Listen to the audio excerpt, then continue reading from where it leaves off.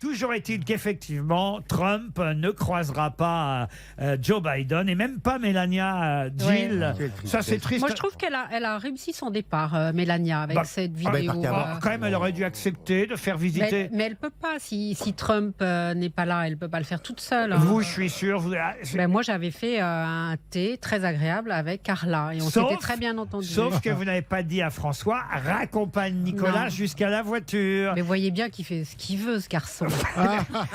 Il n'écoute personne. Il l'a regretté après. Hein. J'ai lu ça dans les journaux aujourd'hui. Il dit j'aurais dû raccompagner Nicolas Sarkozy jusqu'à sa voiture. Ça a été une erreur de ma part. Et Carla lui en a beaucoup voulu. Ah bah Carla lui en a beaucoup voulu. C'est à la suite de ça qu'elle a écrit Le Pingouin. Exactement. C'est gentil de le rappeler pour lui. Vous pouvez me le signaler. C'était propre quand vous êtes arrivé. Oui. Les Sarkozy avaient laissé le lieu dans l'état. Oui. Je pense qu'ils avaient un bon appareil à vapeur. Moi, je suis allé qu'une fois à l'Élysée sous mais Sarko. c'est parce qu'on ne se connaissait pas, sinon je vous aurais invité. Évidemment, invité par Nicolas Sarkozy, je dois dire, qui voulait en savoir plus sur moi à l'époque. Et il y avait, c'était assez rigolo. Il avait de l'humour quand même, Nicolas Sarkozy, parce que évidemment, il m'avait fait l'acte 2. Hein, il paraît qu'il faisait ça à tous les. Vous aussi, vous aviez des scènes prévues comme ça avec François Hollande, parce que Carla et Nicolas Sarkozy, ils faisaient la même scène à tous les visiteurs.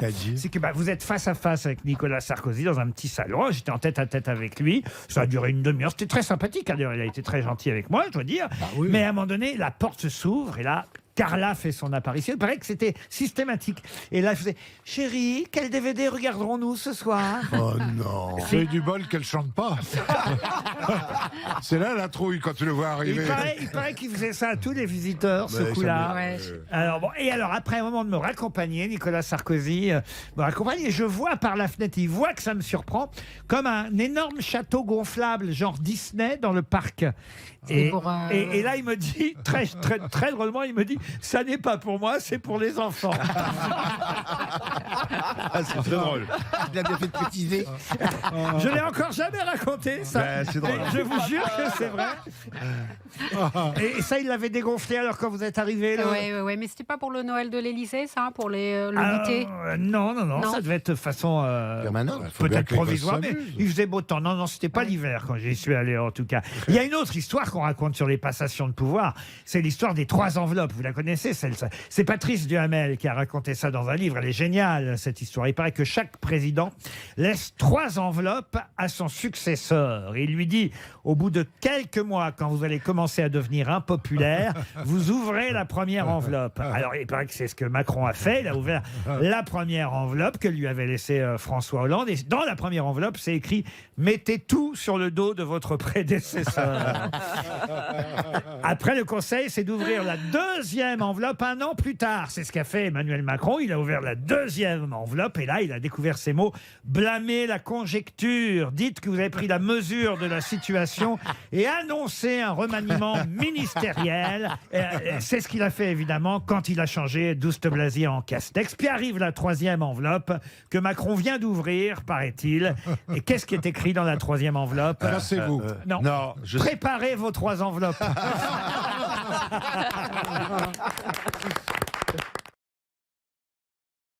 En tout cas, Matthew McConaughey fait un tabac avec ses mémoires. Je vous les offrirai si vous voulez. Ah ouais, j'aimerais bien. Alors, moi, ce qui m'intéresserait surtout, c'est qu'est-ce qu'il y a de si croustillant ou de si passionnant pour que ça se vende mieux qu'Obama. Je peux vous le dire. Get your green lights.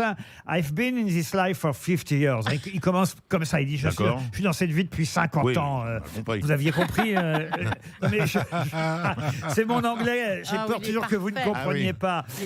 Donc, I've been in this life for 50 years, been trying to work out its riddles for 42, and been keeping diaries of clues to that riddle for the last... Votre prof d'anglais est en télétravail, non? Non, je pense qu'elle est en dépression.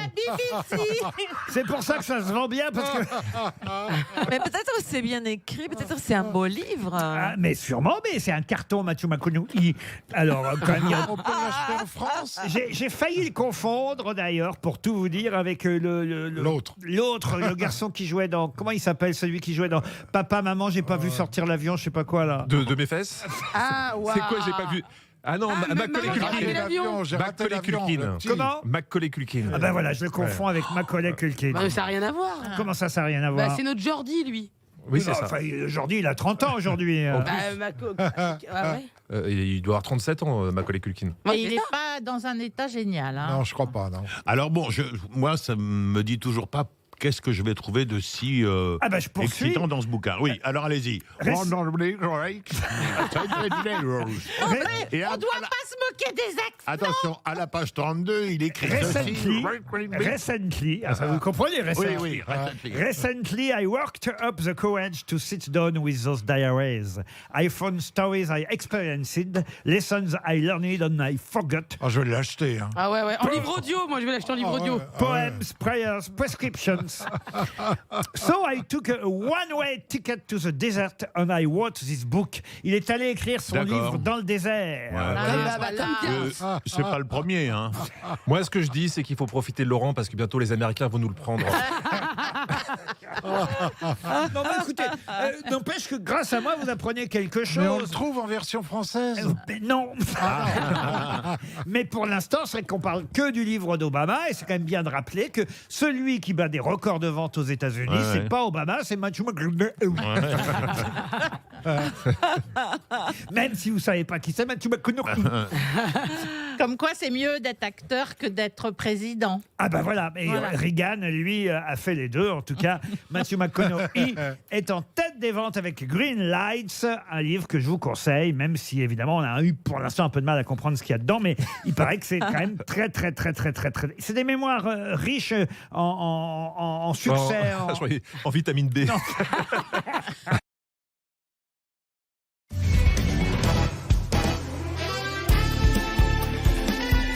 Les grosses têtes de Laurent Ruquier, c'est de 15h30 à 18h sur RTL. Bonjour, heureux de vous retrouver avec pour vous aujourd'hui une grosse tête devenue plus française qu'argentine et plus grosse tête que chercheuse, Marcella Yacoub.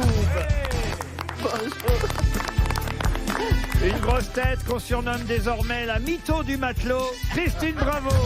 Bonjour. Une grosse tête dont le film Une époque formidable est interdit depuis un an, Gérard Jugnot.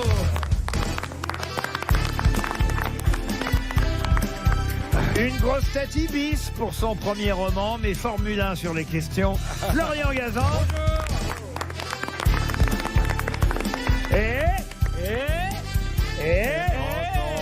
Ah oui, je vous ai encore oublié, Valérie. Je sais que je suis mince, mais enfin quand même.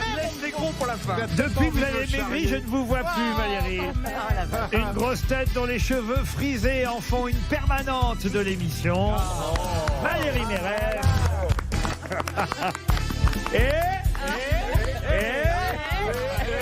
Lui, on l'oublie jamais. Ta gueule. Une grosse tête dans le matelas, mémoire de forme, a de sacrés souvenirs, Bernard Mabille. Bonjour. C'est sûr. Pardon Valérie, je suis désolé. Non, mais qu'est-ce qui se passe? Faut pas perdre de poids comme ça, je ne vous vois plus. Vous voyez. Qu'est-ce que c'est bon. De plus la voir. Qu'est-ce que c'est beau qu'il l'oublie. Vraiment, je me sens la seule aimée. Maintenant.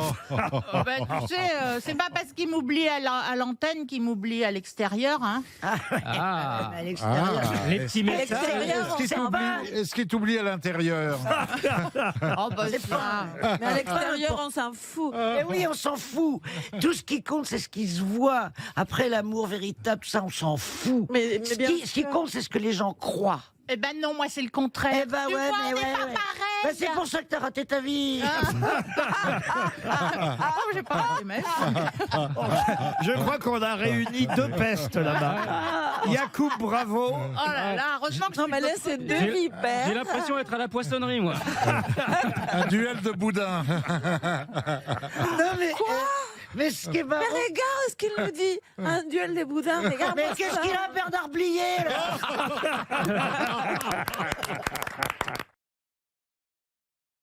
Ça me fait penser à la dame qu'on a vue hier dans Incroyable Talent avec son pigeon. Alors, qu'est-ce qu'il y Quel avait pigeon. Elle m'a énervé. Mais qu'est-ce qu'elle avait? Je regarde parce que je suis très M6, vous me connaissez. Mon côté corporate. Donc je regarde Karine Le Marchand qui anime Incroyable Talent avec Marianne James. D'abord, c'est pas les attractions, parce que je m'en fous des attractions. Mais j'adore voir Marianne James et Hélène Ségara parce qu'on sent qu'elles peuvent pas se piffrer. Alors c'est génial. Est-ce que ça, la rivalité féminine? Ça me rappelle ici. Alors.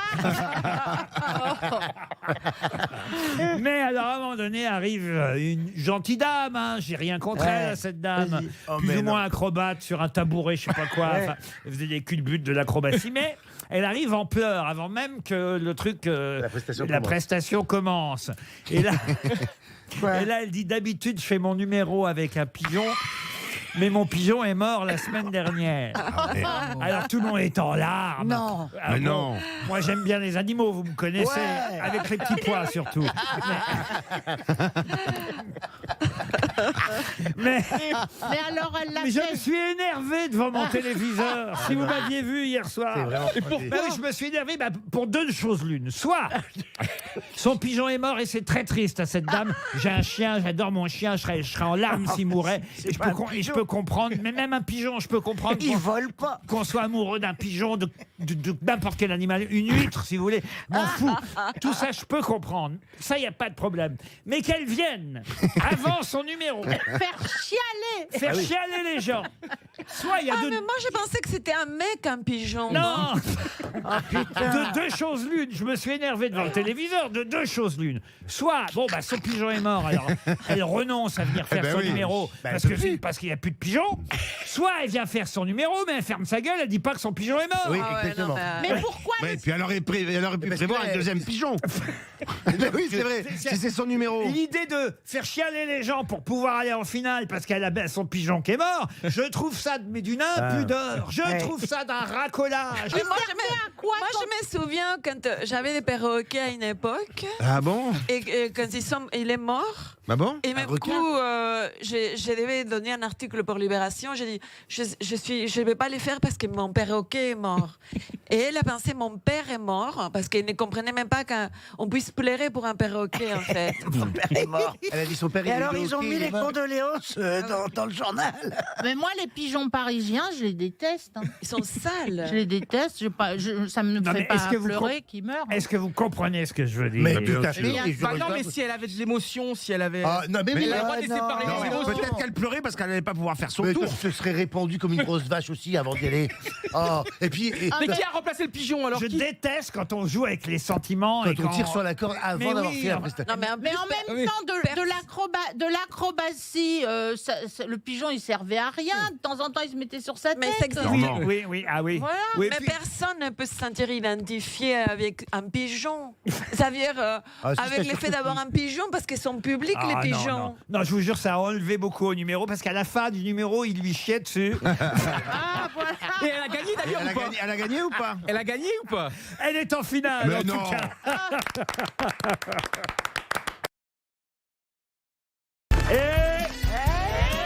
Et une grosse tête qui n'a jamais fait de peinture, Attention. mais qu'on surnomme dans toutes les réceptions Bernard Buffet. Bernard Mabille. Bonjour. Ah mais c'est la seule blague. Bernard Buffet. C'est la seule blague que je ferai sur vous aujourd'hui, Bernard. Vous parce avez que- été dur. Ah, hier, je me suis rendu compte, j'ai réécouté l'émission tellement je m'en voulais. Bon, faut dire aussi que je venais de me faire vacciner, alors j'avais pas grand-chose d'autre à faire. Contre la rage. Ah oui, c'est ça. J'ai dû me faire vacciner contre la rage. Puis en écoutant ce que je balançais à Bernard Mabille, je me suis dit, mais ce bon Bernard, il mérite pas tant de choses. Quel vaccin vous avez eu? Ah ben, Quelle marque? L'Astra, j'espère. Pourquoi vous vous excusez d'avoir été féroce avec ma bille alors que ça fait 30 ans que vous me maltraitez sans jamais vous C'est êtes différent, c'est excusé? différent. parce que sur Bernard, ça rebondit. Voilà. Mais Parce que toi, tu le mérites. Oui, Ouais, non. d'abord. Tandis que le bon Bernard, t'es- franchement, alors- il fait de son mieux pour que cette émission soit d'un niveau Bah toujours oui. régulier. Et il est, c'est, on va dire, le Jacques Anquetil de l'émission, Ah Bernard. bah, il est mort depuis longtemps, hein, c'est gentil. Oh, c'est gentil. oui, et pourquoi un cycliste? Vous pouvez pas faire à la Philippe ou un mec qui vit quand même? Comment vous avez pris son ire?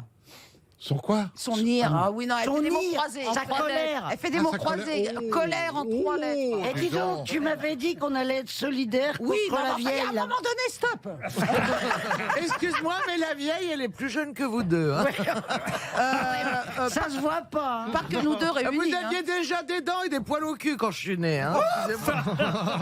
Je vous présente la version masculine de Laurent Baffy. Excusez-moi, faut pas vous avez exagérer, hein. La place, il doit y avoir un résidu. Mais t'es pas plus jeune qu'elle, quand même. Oh, ben si, il est pas. On n'avait pas déjà des dents et du poil au cul, comme elle dit, quand elle est née. Hein, faut pas. Vous Monsieur n'avez pas de dents à 5 ans. Monsieur Faux, vous qui aimez les divas pour leur élégance, Ah, leur, elles sont distinguées, leur là. féminité, Non, leur distinction. Elles sont Non, j'aime distinguées. l'extravagance aussi. Ah oui, ah bah là, vous êtes bienvenue Ah, je ici. suis servi. Ah oui, ça Tu vous t'es avez... pas bien coiffé ce matin. Bah, excusez-moi, Hein, mais. Ce matin, tu t'es pas très bien coiffé. C'est parce que je me suis lavé les cheveux, c'est pour ça. Ah, c'est fouillis. Quels cheveux. Il a l'arrêt propre. Moi, ce que j'aime, c'est l'amour qui circule. Oui. Bienveillant. C'est ces bonnes ondes, cette Ah, bienveillance. ça, on part tous, je passe mon tour. Hein. Bon, une première citation, tiens, justement, pour Jean-Claude Margarit, ça tombe bien, qui a dit « Aimez-vous les uns sur les autres Ah oui, je connais ça. Oui, je la connais. Jean-Luc Lahaye. Jean-Yann. ». Ah non, pas Jean-Luc Lahaye, pas Jean-Yann. C'est un poète avant tout, un grand poète. Prévert. Jacques Prévert, excellente réponse du bon Bernard Mabille.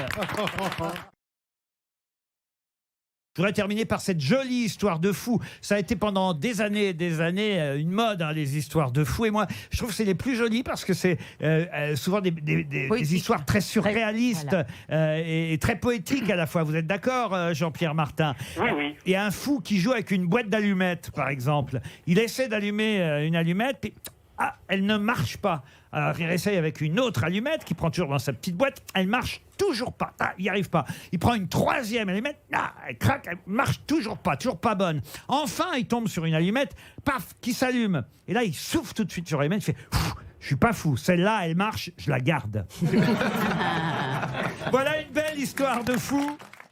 Ah, j'ai pas eu le temps avec Monsieur Martin de vous raconter d'autres histoires de fous. Et moi, j'adore. Vous en avez, vous, Monsieur Perroni, des histoires de fous? Je vous laisse réfléchir. Ouais, si vous voulez, j'en ai d'accord. une pendant ce temps-là. Il y a deux fous qui sont dans leur asile mental. Et un jour, il y en a un qui plonge dans la piscine et qui sait pas nager. Il tombe à l'eau, il coule à pic. Heureusement, un des deux autres fous qui étaient là saute à l'eau. Il va le chercher, il le sauve, il le ramène à la surface. Alors, le directeur, il dit bah, là, vraiment, bravo pour cet acte héroïque. Vous avez sauvé votre camarade. Ça prouve que vous n'êtes pas si fou que ça. Vous savez ce qu'on va faire, vraiment, on va vous libérer et vous allez pouvoir sortir. Bon, d'ailleurs, autant vous dire, j'ai une bonne et une mauvaise nouvelle, parce que la bonne nouvelle, c'est qu'on vous libère, mais la mauvaise, c'est que ce camarade que vous avez sauvé de la piscine, hélas, depuis, on l'a retrouvé pendu dans sa chambre. Et l'autre fou dit « Ah non, c'est moi qui l'ai mis à sécher après la piscine !»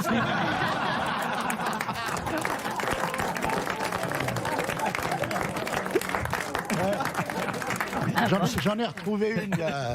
C'est à l'asile, Il le avait un fou. doigt dans le derrière.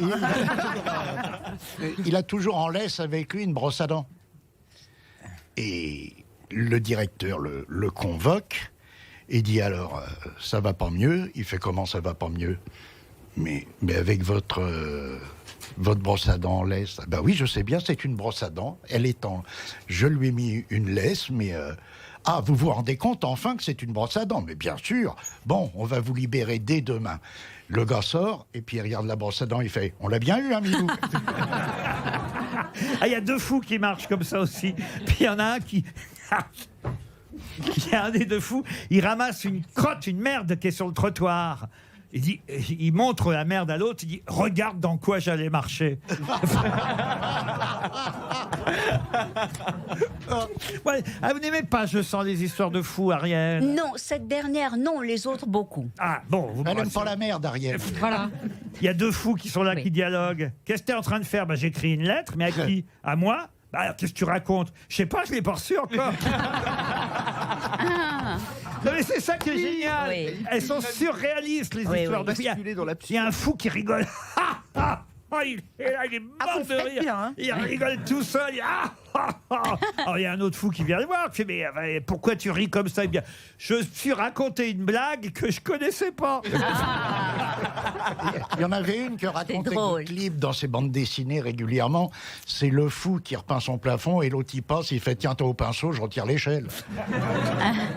Il y a deux fous qui discutent aussi. Il y en a un qui dit j'aurais dû écouter ma mère quand j'étais jeune. Et l'autre dit ah bon, mais elle disait quoi? Je sais pas puisque j'écoutais pas.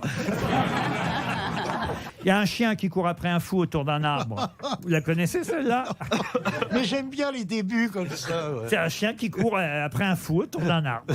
Il y a un infirmier qui voit ça, qui essaie d'intervenir, qui lui dit mais le chien va vous rattraper. Et puis le fou dit non, j'ai 2 tours d'avance. Oh, c'est mignon. Ah, puis il y en a une qui va vous plaire, monsieur Perroni, parce que c'est quelqu'un qui tombe de son lit. Ça a dû vous arriver plus d'une fois. C'est un fou qui dort dans son lit, puis il tombe. Il se relève, il se remet dans le lit et il retombe. Et là, il se dit ouf, heureusement que la première fois je me suis relevé, sinon je me serais tombé dessus. Oh là là. Qu'est-ce que vous faites dans la vie? Eh bien, je travaille à la mairie de Lille. À la mairie de Lille. Avec Martine. Avec Martine Aubry, alors. Exactement. Bon, parfait. Ah, mais vous êtes proche de Martine? Je suis pas loin de son bureau, mais ça se limite à ça. Elle est gentille? Alors attendez, alors là, non, si non, vous on n'êtes pas sait loin pas. de son bureau, Oui. alors là, Il faut lui téléphoner. alors là, vous allez très vite aller frapper à la porte. Et vous allez lui dire que Laurent Ruquier va lui parler tout de suite. Et je lui envoie un mail, il n'y a pas de problème. Non. Vous avez la trouille, elle vous fait peur aussi. Hein, Non, mais elle n'est peut-être pas présente à son bureau aujourd'hui. Ouais, ouais. Le sel. Ah bon, mais elle est où à mardi? Eh ben, c'est les 35 heures. Mercredi.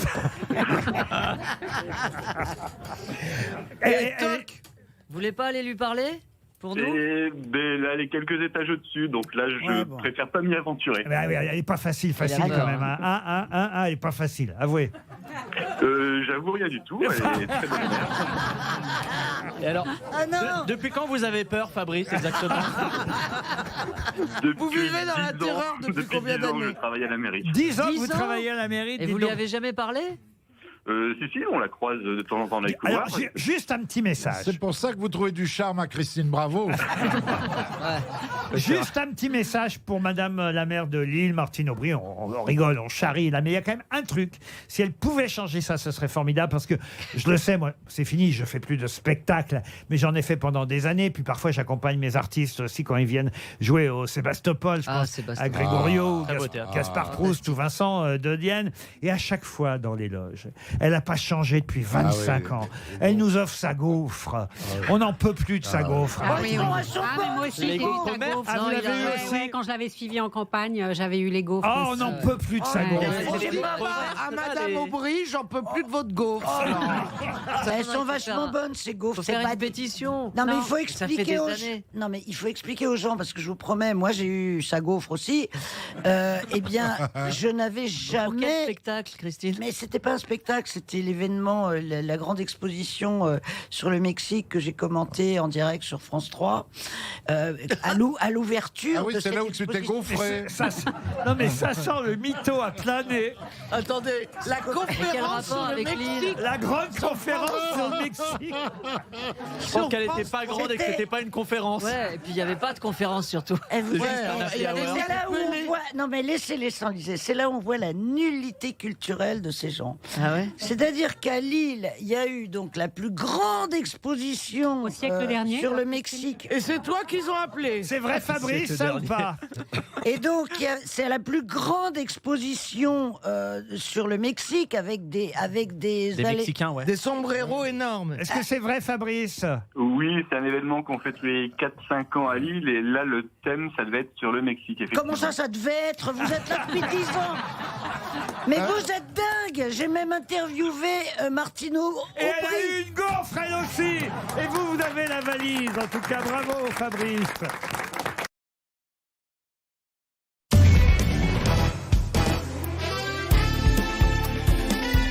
Les grosses têtes de Laurent Ruquier, c'est de 15h30 à 18h sur RTL.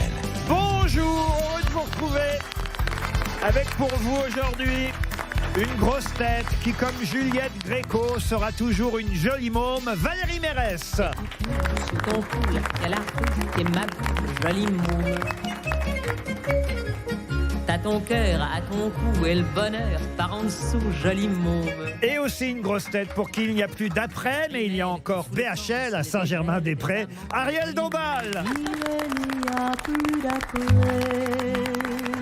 à Saint-Germain-des-Prés. Plus d'après-demain, plus d'après-midi, il n'y a aujourd'hui. Une grosse tête à qui Juliette Gréco aurait pu chanter Si tu t'imagines. Si tu t'imagines un jour aux grosses têtes, Christophe Comte. Si tu t'imagines, fillette, si tu t'imagines que ça va durer toujours la saison, la saison, Et une grosse tête qui pourrait chanter Je suis comme je suis, puisque c'est comme ça qu'on l'aime, Laurent Baffy. Je suis comme je suis faite comme ça. Bonjour. Que voulez-vous? Une grosse tête avec qui on peut avoir les feuilles mortes si on reste trop longtemps à l'écouter. Johan Rioux.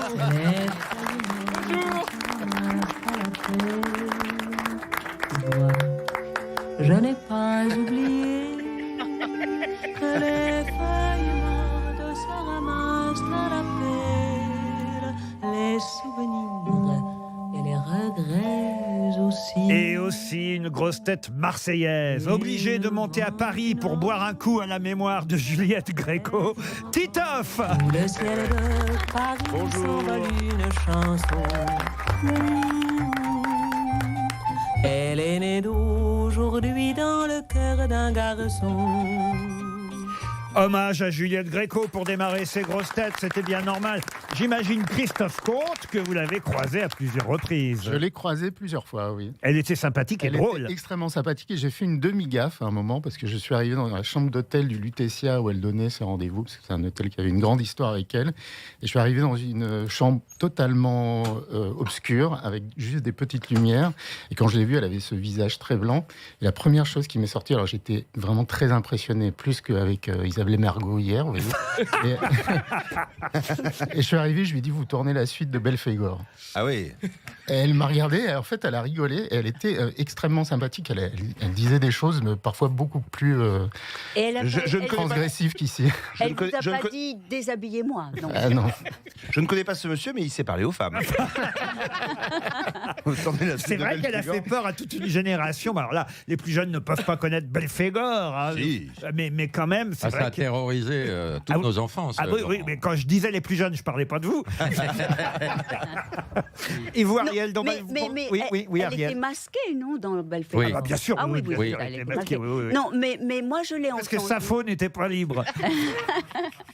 Non, mais moi, je l'ai entendu à l'anniversaire de Pierre Berger. Pierre Berger était le grand amant et amour d'Yves Saint-Laurent. Ah bon? Et alors, c'est vrai que c'était assez extraordinaire, cette femme, comme ça, avec un jeu de main inouï, ses yeux de lynx, et qui, à 86 ans, chantait Déshabillez-moi, comme ça, avec toutes sortes de manières, et elle fascinait les gens. Elle avait une force de liberté incroyable. C'est un peu le quotidien des EHPAD, hein, déshabillez-moi. Et rhabillez-moi. Valérie Mérès. Mais moi, je te vois très bien, Ariel, chanter Déshabillez-moi, 86 ans. Ah ben pourquoi pas. C'est dans 2 ans. Mais c'est vrai que au Crazy Horse. Trop tard. Au Crazy Horse, on chante encore Déshabillez-moi sur les lèvres de Man Ray, ce petit canapé rouge. C'était quoi ton surnom, Papa Cucu? Ariel et Valérie, vous pourriez chanter ensemble Déshabillez-moi, franchement. Oui, comme ça, il y en a pour tous les goûts. On va dire que ça fait équilibre. On dirait une pub avant-après. Alors on essaye. 1, 2, 3. Déshabillez-moi, déshabillez-moi, Déshabillez-moi. mais pas tout de suite. Christophe, tu prends un gros, je prends la folle. Pas trop vite. Pas trop vite. Ouais. Elles sont pas que belles, elles sont pas aussi. Là, elle est vraiment enterrée, Juliette Gréco. La pauvre.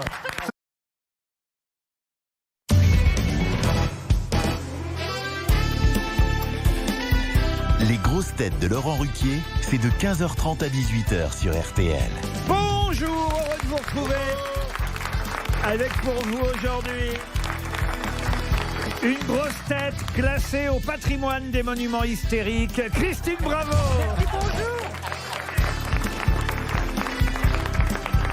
Une grosse tête dont le palais a connu plus d'entrées que celui de l'Élysée, Caroline Diamant.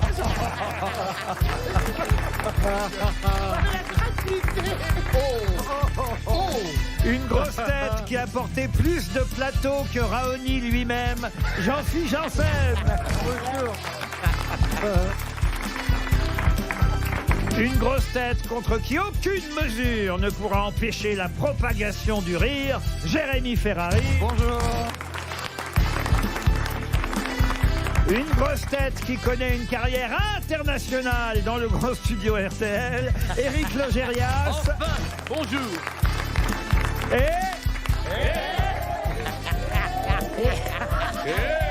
Une grosse tête que les sismologues ont interdit de saut à la perche, Bernard Mabille. 227 bouquinistes sur les quais de Paris.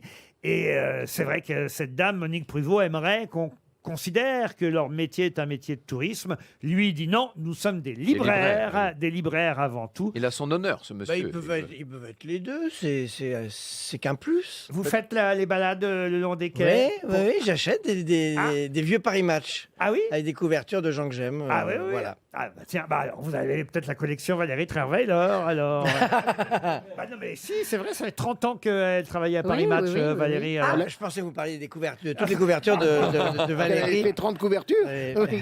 Pas quand même. Combien de couvertures vous avez fait, Valérie, vous savez ou pas? Je le savais, 7 ou 8. Ah, quand même. Vous avez déjà fait la une de match, vous, Pierre? J'ai épousé une chanteuse qui m'a valu une couverture de... Mais il était pas seul non plus. Et ben voilà ce qu'il me reste à faire. Mais vous, Laurent, vous n'avez jamais fait la couverture de match? Jamais, non. C'est incroyable. Ah non, jamais, non. Mais faites un effort, épousez quelqu'un. Mais c'est vrai qu'il faut vous marier, chérie, dans ce cas-là. Je pense que Valérie et Laurent, si vous vous entendez, on peut avoir une couverture assez facilement. Ah oui. Si, ça passe. Dès que quelqu'un vous appelle chérie, sautez dessus. Je me vois bien à la une de match avec Valérie Trierweiler. Ouais, mais je ne sais pas si on le ferait avec match. Ah non? Je suis un peu fâchée quand même. Ah oui, bah enfin, moi c'est pour match. Refusez de les poches. C'est un peu con de finir ça dans Ici Paris. Vous croyez que si je me marie avec Jean Benguigui, j'ai les aides? Non, tu auras plutôt télépoche.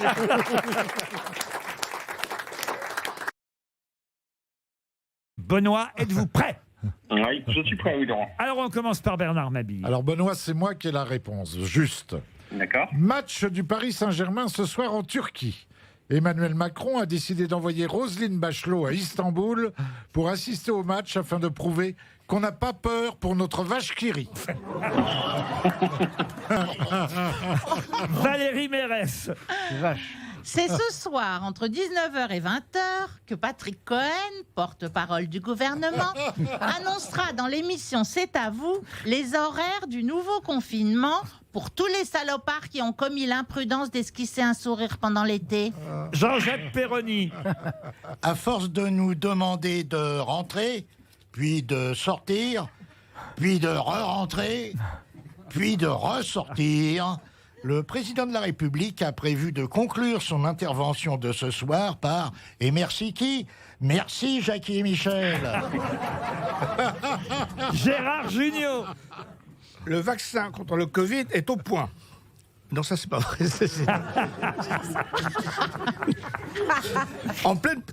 Plus sérieusement, en pleine période de masque obligatoire dans les transports en commun, Valérie Pécresse, la présidente de la région Île-de-France, a proposé de mettre en place un système de reconnaissance faciale dans les transports franciliens afin de lutter efficacement contre le terrorisme. Pierre Palmade pour terminer. Alors moi, c'est sur du vaccin, c'est vrai. Pénurie de vaccins contre la grippe, ça c'est vrai. C'est officiel, le ministère de la Santé a annoncé qu'à partir de demain, le vaccin contre la grippe sera remplacé par le vaccin contre les oreillons et le vaccin contre le tétanos, puisque les stocks sont intacts. Donc, l'essentiel étant d'être vacciné contre quelque chose. Voilà. Benoît, qui a dit la vérité à votre avis? Moi, jamais je parle. Ah, pardon. C'est Calimero, Mais je suis oublié même fait.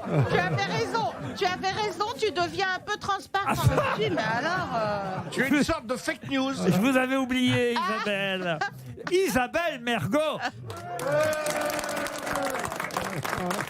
Le public vous réclame.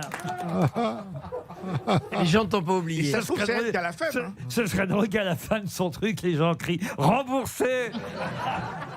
C'est à mourir de rire. Les Français qui se sont relâchés en juin et juillet... On en est là?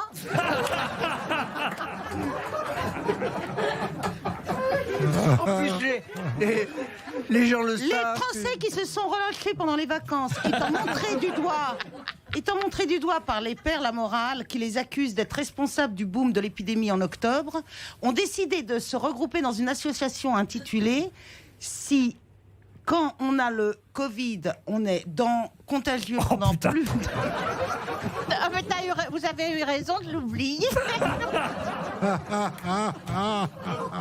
Vous voulez pas tout recommencer une fois? J'ai pas mes lunettes. Vous voulez vraiment?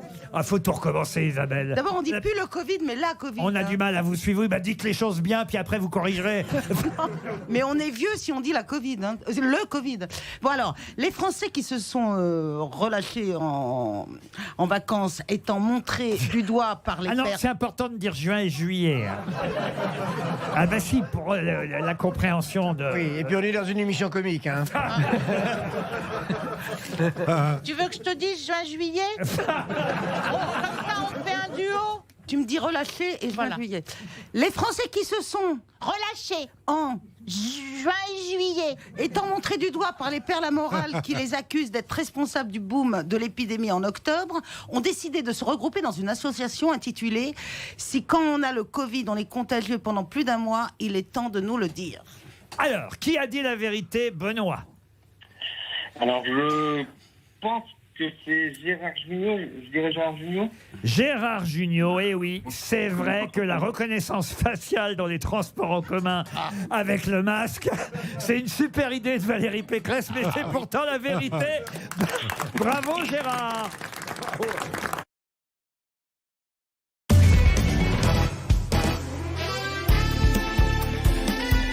Les grosses têtes de Laurent Ruquier, c'est de 15h30 à 18h sur RTL. Bonjour, heureux de vous retrouver avec pour vous aujourd'hui une grosse tête qu'on surnomme désormais la Valoche RTL, Valérie Mérès. Une grosse tête qui ne risque pas d'attraper le coronavirus puisqu'elle est en couple avec elle-même, Marcella Yacoub. Une grosse tête qu'on a aimée, qu'on aime, qu'on re-aime et qu'on aimera, Pierre Palmade. Une grosse tête journaliste qui pourrait présenter le JT de 20h, mais uniquement sur la chaîne Comédie, Pablo Mira.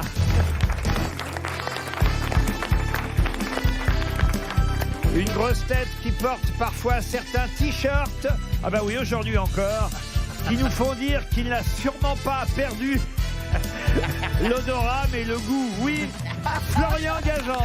Bonjour.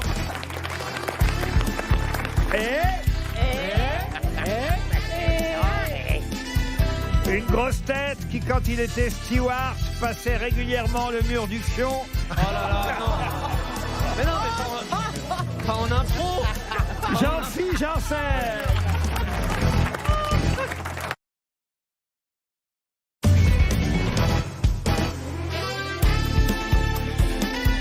Les grosses têtes de Laurent Ruquier, c'est de 15h30 à 18h sur RTL. Bonjour, heureux de vous retrouver avec pour vous aujourd'hui une grosse tête dont il paraît que quand on met la tête sur sa poitrine, on peut entendre du bonnet M, Valérie Mérès.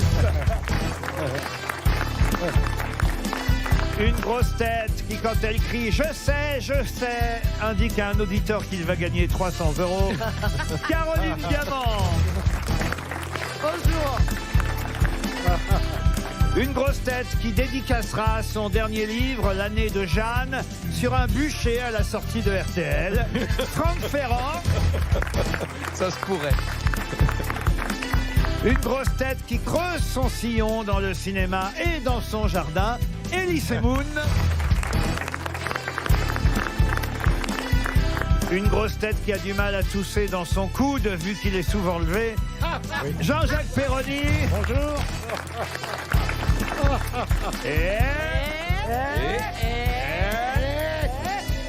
Une grosse tête qui ne peut plus aller au restaurant après 22 heures.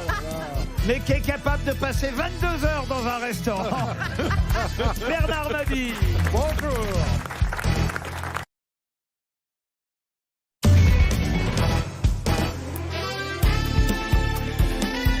Les grosses têtes de Laurent Ruquier, c'est de 15h30 à 18h sur RTL. Bonjour, heureux de vous retrouver. Avec pour vous aujourd'hui une grosse tête qui, comme Juliette Gréco, sera toujours une jolie môme, Valérie Mérès. Sous ton cou, il y a la roue qui est ma jolie môme.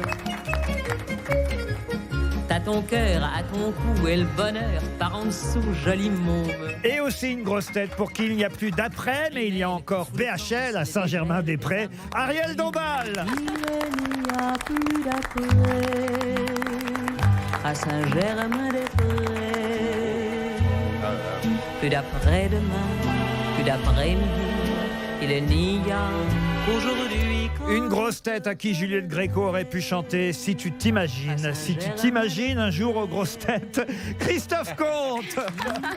Si tu t'imagines, fillette, fillette, si tu t'imagines que ça va va durer toujours la saison, des à la saison, des à. Et une grosse tête qui pourrait chanter Je suis comme je suis, puisque c'est comme ça qu'on l'aime, Laurent Baffy. Je suis comme je suis faite comme ça. Bonjour. Que voulez-vous?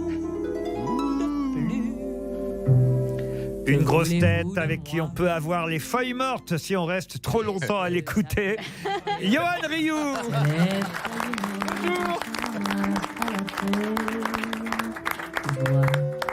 Je n'ai pas oublié que les feuilles mortes se ramassent à la pelle, les souvenirs et les regrets aussi. Et aussi une grosse tête marseillaise, obligée de monter à Paris pour boire un coup à la mémoire de Juliette Gréco, Titoff. Sous le ciel de Paris s'envole une chanson. Elle est née d'aujourd'hui dans le cœur d'un garçon.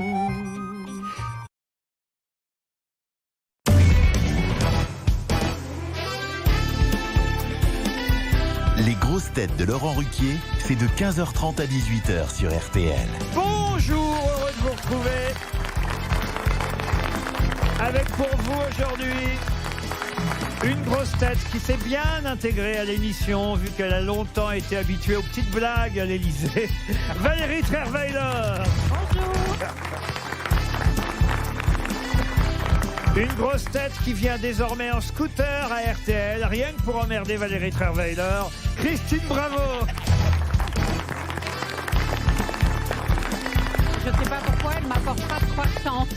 Vous voulez des croissants? Oui, elle ne m'apporte pas de croissants. On va vous en trouver. Une grosse tête qui tient à signaler... Non, mais elle en mange, hein. Ah oui, elle en mange, oui. Une grosse tête qui tient à signaler qu'elle reste ouverte à toute proposition, même après 22 heures. Valérie Mérès. Une grosse tête qui sera nommée porte-parole du gouvernement le jour où Danny Boone sera élu président. Jean-Philippe Janssen.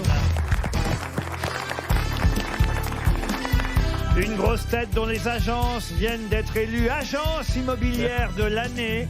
Seule façon pour lui d'avoir la grosse tête. Stéphane Plaza. Et le retour, grand retour d'une grosse tête qu'on a installée à côté de Christine Bravo pour qu'ils aient une histoire ensemble. Laurent Deutsch. Je n'avais pas vu. Bonjour. Ah, et je n'ai pas de présentation pour la dernière grosse tête, parce qu'il n'était pas prévu qu'elle soit là. Elle s'est trompée de jour. Qu'est-ce qu'on fait? On la garde quand même. Oui, 7 grosses têtes au lieu de 6 aujourd'hui. Ariel Dombal.